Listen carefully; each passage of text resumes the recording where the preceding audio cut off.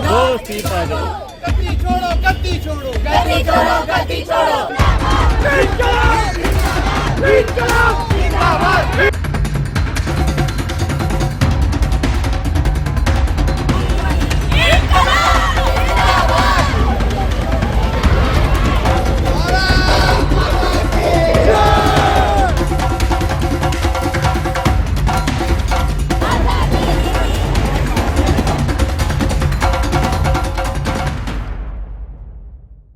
दिल्लीत सुरू असलेल्या जंतर मंतर आंदोलनाचा आजचा 26वा दिवस आहे आणि याचे पडसाद आता बेळगावात उमटताना पाहायला मिळतात। त्याचबरोबर संपूर्ण देशातही उमटत आहेत। आता आपण आहोत बेळगावच्या चन्नम्मा सर्कल परिसरामध्ये। आपण एकंदरच हे सध्या चित्र पाहतोय। बेळगावात विद्यार्थी हे रस्त्यावर उतरलेत। अमन सेठ यांच्या नेतृत्वाखाली हे विद्यार्थी रस्त्यावर उतरलेत। त्यांची एकच मागणी आहे, ते म्हणजे केंद्रीय शिक्षण मंत्री धर्मेंद्र प्रधान यांनी राजीनामा द्यावा। तात्काळ जो काही घोळ झालेला आहे नीट परीक्षेमध्ये तो व्यवस्थित व्हावा, यासाठी मोठ्या प्रमाणात आता विद्यार्थी रस्त्यावर उतरलेले आपल्याला पाहायला मिळतात। हे चित्र बेळगावमध्ये आहे असं पूर्ण राज्यभर देशभर आहेच आहे। गेल्या 26 दिवसापासून सोनम वांगचुक यांच्या नेतृत्वाखाली दिल्लीत आंदोलन सुरू आहे आणि त्यांचा उपोषणाचा आजचा 26वा दिवस आहे। खरं तर गेले 4 दिवस अगोदर मोठ्या प्रमाणात विद्यार्थी हे दिल्लीत उतरले होते।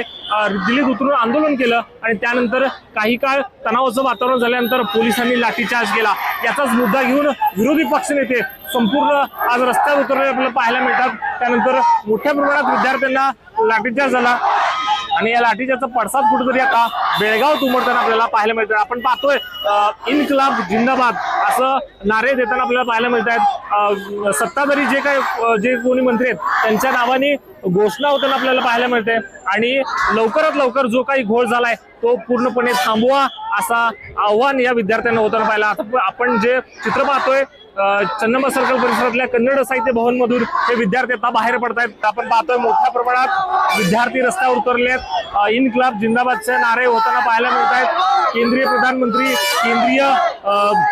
जे शिक्षण मंत्री आहेत जे धर्मेंद्र प्रधान यांचा राजीनामा घ्यावा, त्यांनी तात्काळ आपल्या मंत्रिपदाचा राजीनामा द्यावा आणि जे काही घोळ झालेला आहे मोठ्या प्रमाणात त्याला न्याय द्यावा असं विद्यार्थ्यांनी ठामपणे आपल्याला सांगायला पाहिलं। आपण पाहतोय वेगवेगळ्या शाळेतून वेगवेगळ्या स्तरातून सर्व विद्यार्थी रस्त्यावर उतरलेले आहेत आणि त्यांची एकच मागणी आहे की लवकरात लवकर जो काही घोळ झालाय तो थांबवावा।